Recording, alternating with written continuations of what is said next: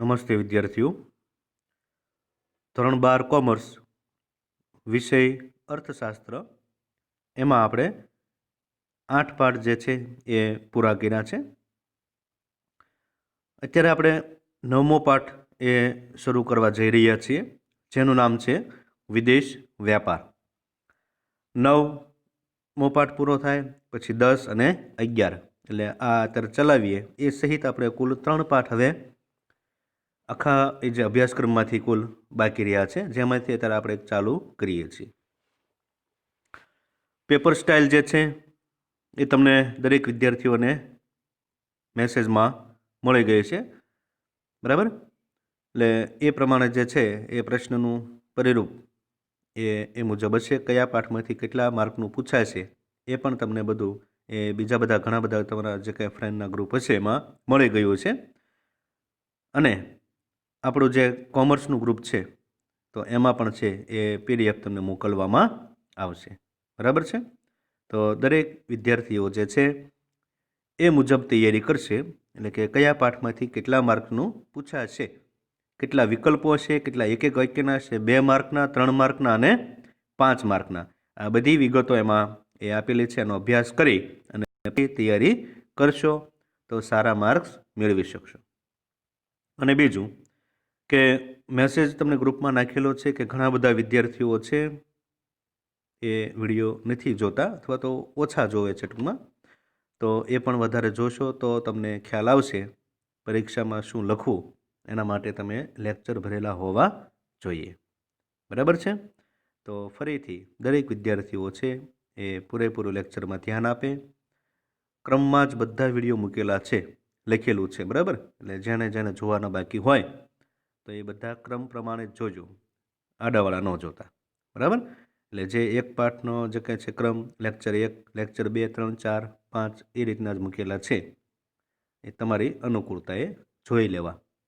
એટલા માટે જ આપણે યુટ્યુબમાં મૂકીએ છીએ, બરાબર છે? જોઈએ આપણે પાઠની શરૂઆત કરીએ. વિદેશ વ્યાપાર. તો પાઠની શરૂઆત કરતાં પહેલાં આપણે એ પાઠમાં લગભગ અડધી બાબતો એ અભ્યાસક્રમમાંથી રદ થયેલી છે અને અડધી બાબતો આપણે એમાં લેવાની છે, જેમાંથી આપણને પરીક્ષામાં પૂછાય છે. તો કઈ કઈ બાબતો રદ થયેલી છે એ આપણે યાદ કરી લઈએ, અને એ બાબતો તમે પણ એની ટીક માર્ક નોંધ કરી લેજો કે એ વસ્તુ જે છે એને વાંચવાની રહેતી નથી અને આપણે ચલાવવાનું પણ નહીં રહેશે. તો એમાં 9.1 આંતરિક અને વિદેશ વ્યાપારી છે. 9.2 વિદેશ વ્યાપાર માટેના કારણો પણ છે. વિદેશ વ્યાપારના સ્વરૂપને અસર કરતી બાબતો, બરાબર? તો અસર કરતી જે બાબતો છે એ આપણા એ અભ્યાસમાંથી રદ થયેલો મુદ્દો છે, તો એને જે છે એ આપણે નહીં ચલાવીએ. પછી તો કે 9.4 આંતરિક અને વિદેશ વ્યાપાર તફાવત. ત્યાર પછી તો કે 9.5 વર્તમાન સ્થિતિ જે છે વિદેશ વ્યાપારની, તો એ આપણે છે નહીં. 9.6 એનો હિસ્સો અને 9.7 ભારતના વિદેશ વ્યાપારનું કદ, સ્વરૂપ અને દિશા, એ પણ આપણે ચલાવવાનું છે, એ રહેતું નથી, બરાબર છે? હવે એના પછી આગળ 9.8 અને 9.9 આ બે વસ્તુ જે છે એ આપણે અભ્યાસક્રમની દૃષ્ટિએ મહત્વનું છે અને આપેલું પણ છે, તો એ આપણે ચલાવીશું. તો તમને દરેકને ખ્યાલ આવી ગયો હશે કે એમાં 9.3, 9.5, 6 અને 7 એટલી બાબતો આપણે અભ્યાસક્રમમાંથી કટ થઈ ગયેલી છે, તો એની ચર્ચા આપણે નહીં કરી.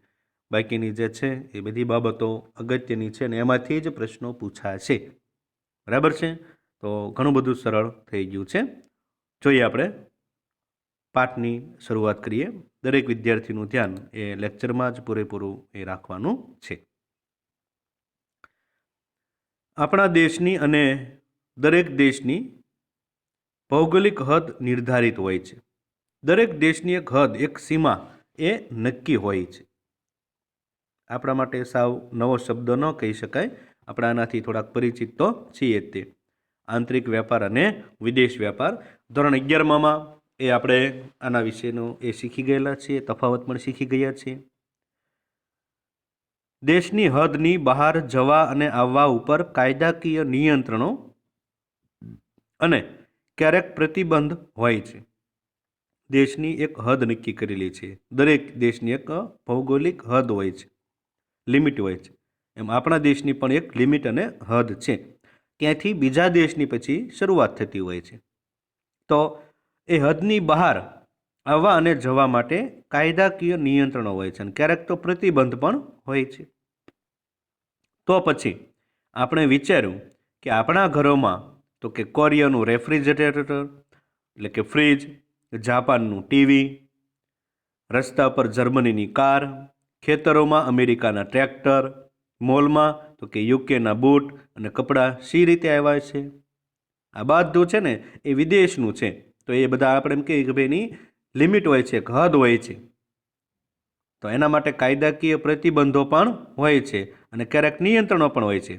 તેમ છતાં આ કોરિયાનું જે રેફ્રિજરેટર છે, જાપાનનું ટીવી હોય, જર્મનીની કાર છે, અમેરિકાના ટ્રેક્ટર, બૂટ, કપડાં, યુકેના, આ બધું આપણા દેશમાં શી રીતે આવે છે? શું આપણે જાણીએ છીએ કે આપણા દેશના વાહનો કે જે પેટ્રોલ કે ડીઝલથી ચાલે છે તેમાંના મોટા ભાગનું પેટ્રોલ ડીઝલ જે ખનિજ તેલ કહેવાય એ અખાતી દેશોથી આવે છે. પેટ્રોલ અને ડીઝલ વગર કે વાહન ચાલે નહીં. તો એ બધા જે છે એ ખનિજ તેલ કહેવાય. તો એ બધા અખાતી દેશોથી આવે છે. આ પણ આપણે જાણવું જરૂરી છે.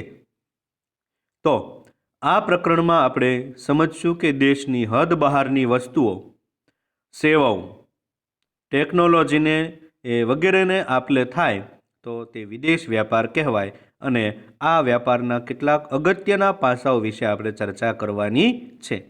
એટલે કે આપણા દેશની સરહદની બહાર જે બીજા દેશ સાથે આપણે વેપાર કરીએ છીએ તેને વિદેશ વ્યાપાર કહેવામાં આવે છે. એને બીજું આંતરરાષ્ટ્રીય વ્યાપાર પણ કહેવાય છે. આંતરિક અને આંતરરાષ્ટ્રીય, બરાબર ને? આંતરિક એટલે કે દેશની સરહદની અંદર કરવામાં આવતો વ્યાપાર અને આંતરરાષ્ટ્રીય એટલે કે દેશની સરહદની બહાર એટલે કે એક દેશ બીજા દેશ સાથે જે વ્યાપાર કરે એને વિદેશ વ્યાપાર કહેવામાં આવે છે. આંતરરાષ્ટ્રીય વ્યાપાર અને વિદેશ વ્યાપાર બે શબ્દ એક જ કહેવાય. ઓકે, હવે આપણે જોઈએ આંતરિક વ્યાપાર અને વિદેશ વ્યાપાર. જો આ આપ્યું છે વિદેશ વ્યાપારને બીજું આંતરરાષ્ટ્રીય વ્યાપાર પણ કહેવામાં આવે છે. આ બેનો અર્થ એક જ થાય. વ્યાપાર એટલે આપણે 11મા ધોરણમાં શીખી ગયા છે ચીજવસ્તુ કે સેવાના બદલામાં ચીજવસ્તુ કે સેવા અથવા નાણાંનો વિનિમય.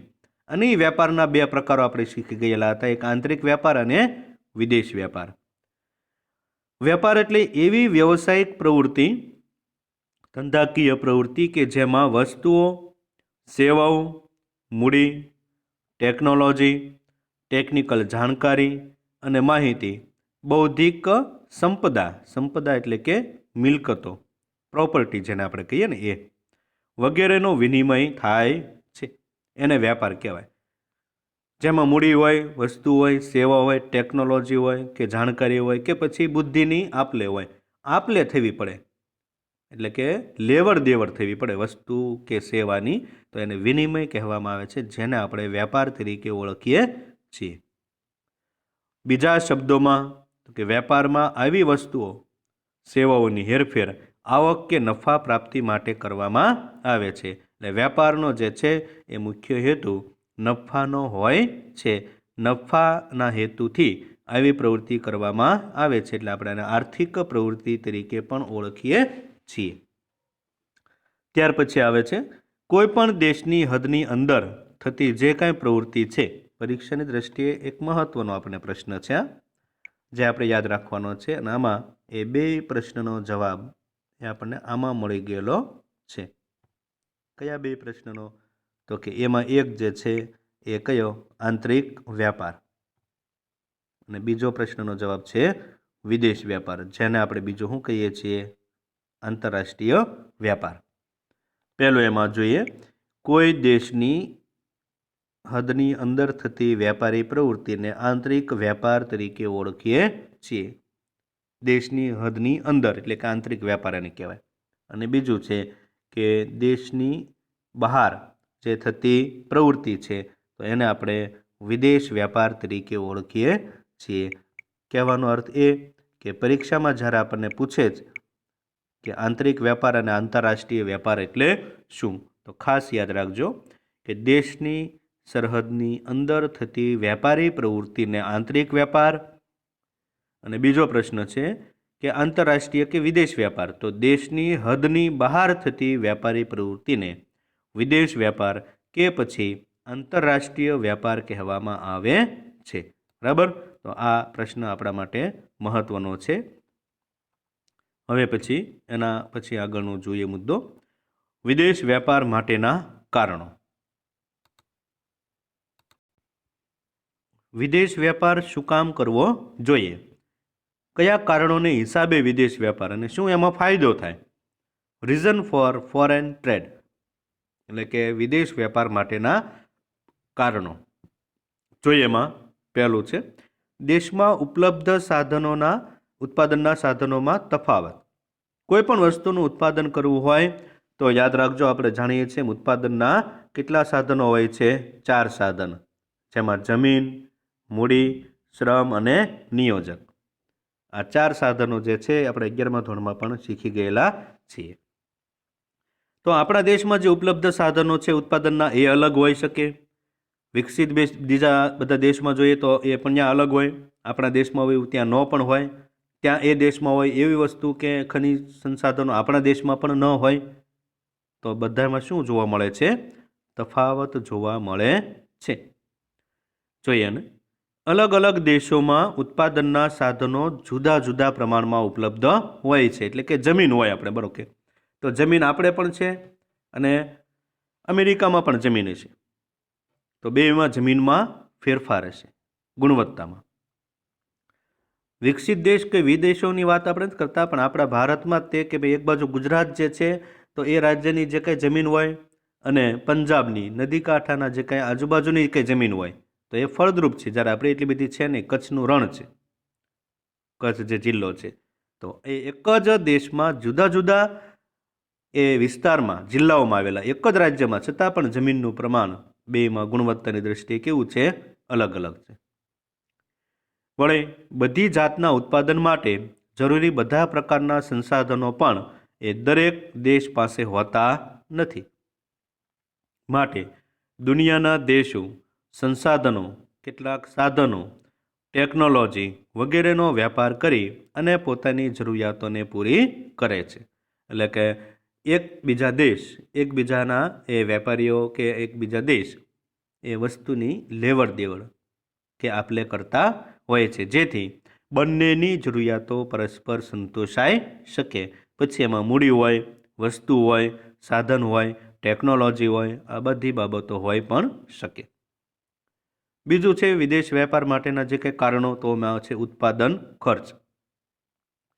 સાધનો અને સંસાધનો, જમીન, ત્યાર પછી જે છે પહાડો, નદીઓ, પર્વતો, જંગલો, જળ, આ બધું જે છે ને એ સંસાધનો કહેવાય. પેટ્રોલ જે કંઈ પેદાશો છે બધી, જેમાં પેટ્રોલ, ડીઝલ, નેફથા, ક્રૂડ ઓઇલ, આ બધાનો સમાવેશ ખનિજ તેલમાં થાય. કોલસો છે, સોનું, આ બધી વસ્તુ જે છે ને એને ખનિજ સંપત્તિ કહેવાય અને એને આપણે સંસાધનો કહીએ છીએ. સાધનો અને સંસાધનોની ઉપલબ્ધિ જુદી જુદી હોવાને કારણે વસ્તુ અને સેવાઓનો ઉત્પાદન ખર્ચ પણ જુદો જુદો એ હોય છે દરેક દેશમાં. કેટલાક સાધનોની અછત છે, એટલે જરૂર હોય એની કરતાં એનો પુરવઠો કેવો છે? ઓછો, અને એના હિસાબે ઊંચી કિંમતોને કારણે કેટલીક વસ્તુ અને સેવાઓનો ઉત્પાદન ખર્ચ પણ ઊંચો છે. જે સાધનોની આપણા દેશમાં અછત છે ને એની જરૂર આપણે વધારે હોય તો આપણે એ વસ્તુ છે બીજા દેશમાંથી આયાત કરીએ છીએ, અને જે એ સંસાધનોની આપણા દેશમાં છત છે એટલે કે જરૂર કરતાં કેવું છે? વધારે, તો એ આપણે બીજા દેશોમાં નિકાસ કરીએ છીએ. કેટલીક વસ્તુઓ કે સેવાઓનો ઉત્પાદન ખર્ચ ઊંચો હોય છે. ઘરેલું ખર્ચ ઊંચો હોય ત્યારે તેવી વસ્તુ કે સેવાની અન્ય દેશો એટલે કે જ્યાં એવી વસ્તુ અત્યંત કેવી હોય? સસ્તી, તો એની પાસેથી આયાત કરવી સરળ અને સસ્તી બને છે. એટલે કે આપણે જો ઘરે ઉત્પાદન કરીએ આપણા દેશમાં તો એનો ખર્ચ કેવો આવતો હોય? ઊંચો. તો એ ઉત્પાદન આપણા દેશમાં ન કરાય, પણ એની એ બીજા દેશમાંથી શું કરવી જોઈએ? આયાત કરવી પડે.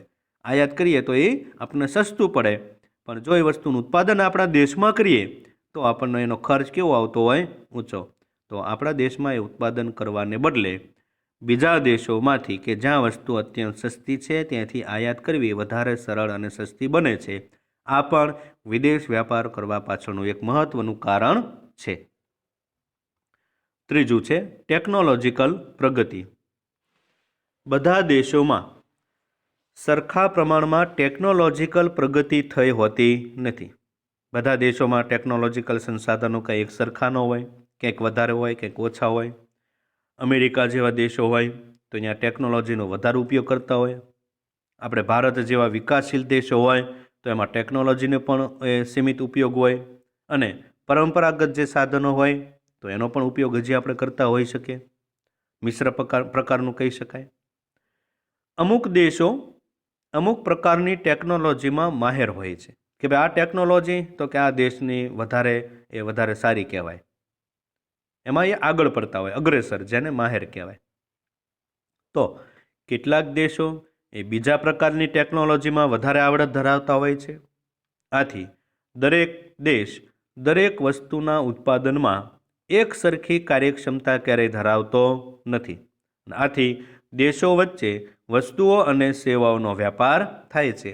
અમુક પ્રકારની ટેકનોલોજી અમુક દેશ છે એ બહુ સારી એવી આવડત ધરાવતા હોય તો એ વસ્તુનું એ દેશમાં જ ઉત્પાદન કરે, અને એકસાથે વધારે ઉત્પાદન કરે એટલે આપણે નિયમ છે કે એની પડતર કિંમત કેવી આવશે? નીચી આવશે, જેથી એ બીજા દેશોમાં પણ વેચી શકે. દુનિયાના ઘણા બધા દેશો એના ગ્રાહક હોય છે. તો એવી એ ટેકનોલોજીમાં એની માહેર હોય છે. જ્યારે અમુક દેશો છે એની આવડત ધરાવતા હોય છે, ત્યારે એ વસ્તુ અને સેવાઓનો વ્યાપાર એક દેશ બીજા દેશ સાથે કરતા હોય છે.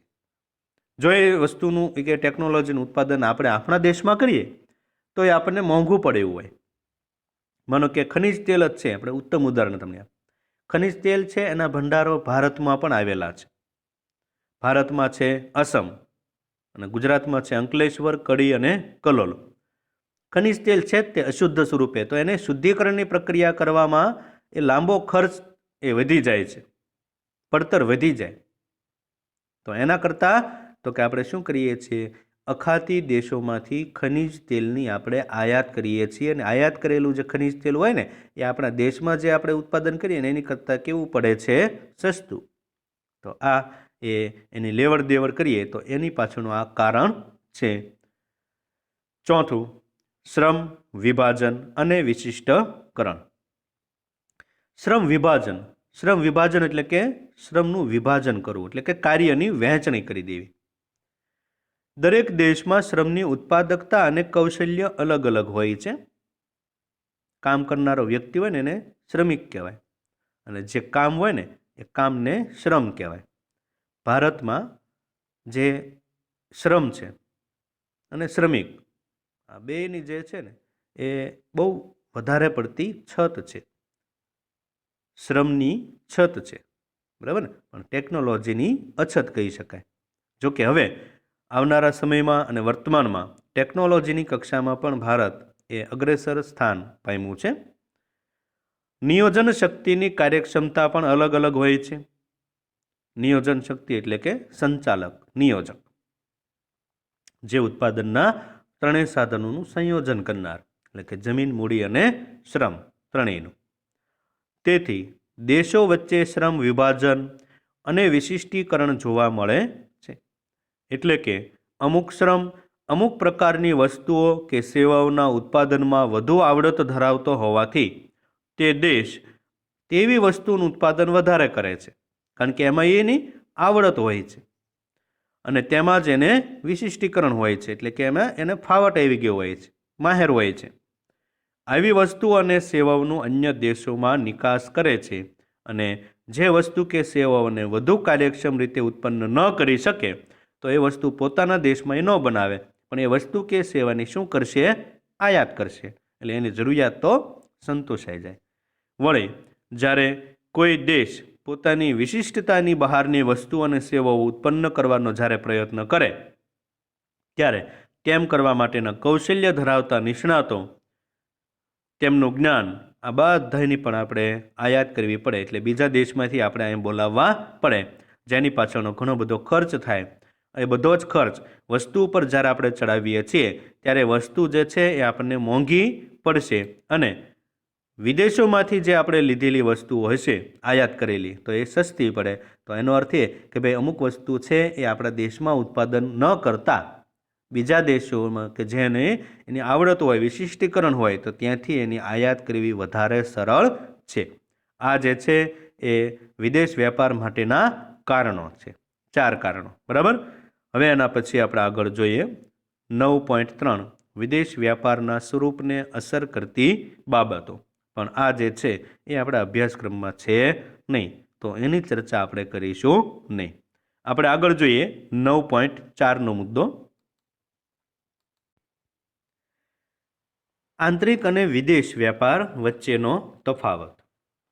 આ આપણને પરીક્ષામાં પૂછાય એવો પ્રશ્ન છે, તો દરેક વિદ્યાર્થીએ એ પૂરેપૂરું ધ્યાન આપશે. તફાવત તમારે નવનીત અને અપેક્ષિતમાં વિગતે એક તફાવતની રીતે આપણને આપેલું છે, તફાવતની રીતે પાડેલું.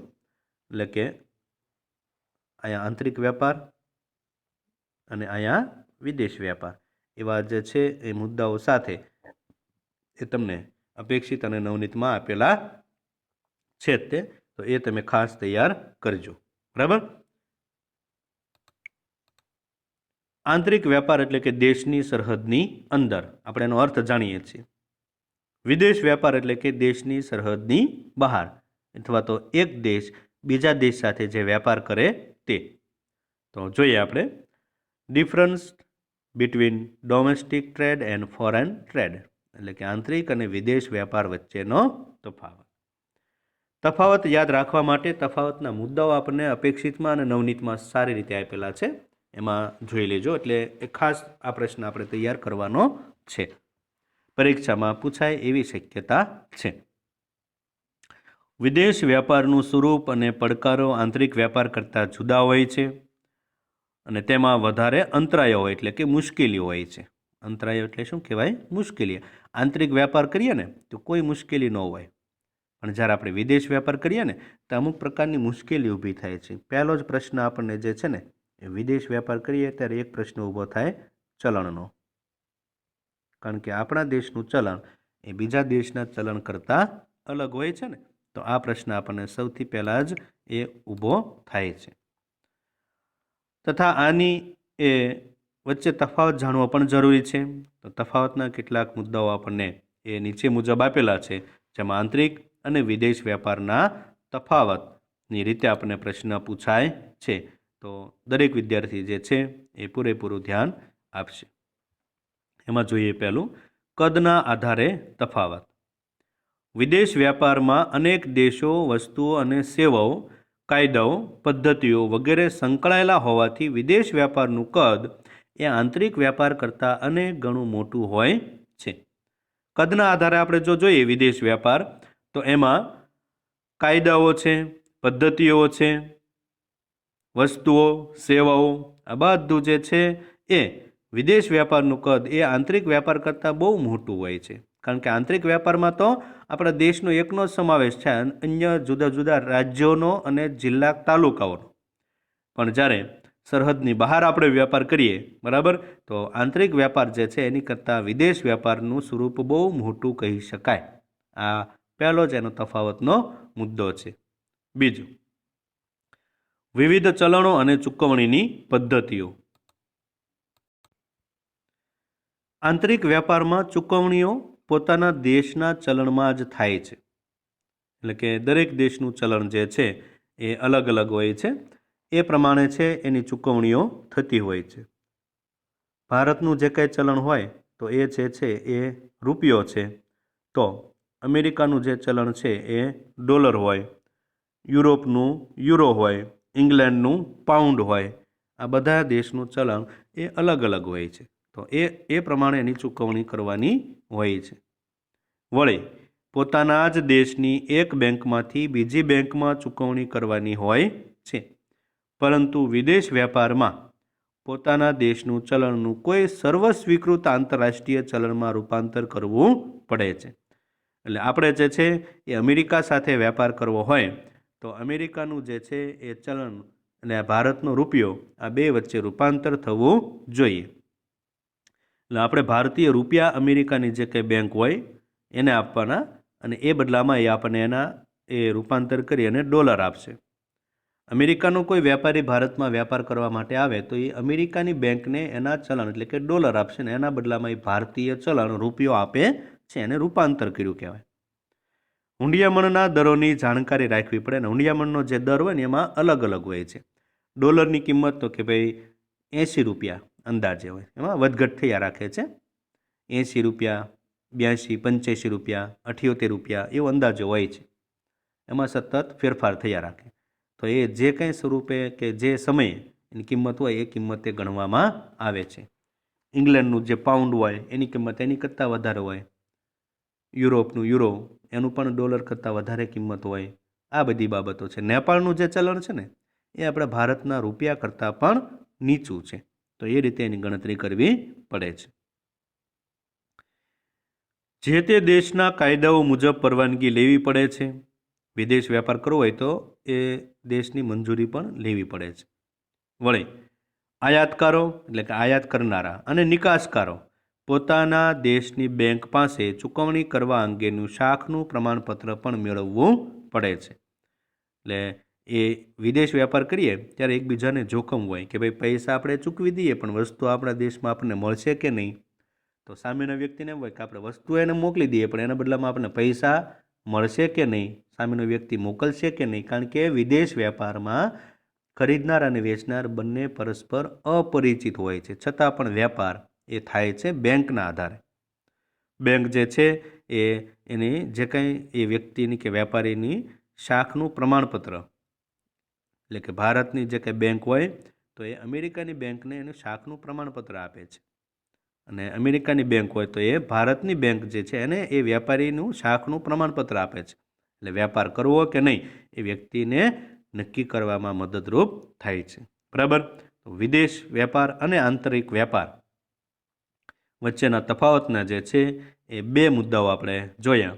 અહીંયા સુધી આપણે આ પહેલો લેક્ચર રાખીએ અને હવે પછીનો બીજો લેક્ચર છે એમાં આગળનો અભ્યાસ કરીશું. બરાબર. દરેક વિદ્યાર્થી છે જેટલું કાંઈ આઈએમપી કીધું છે તો એટલી બાબતો તૈયાર કરશે ખાસ અને વિડીયો વારંવાર જોશે. આજનો લેક્ચર આપણે અહીં સુધી રાખીએ.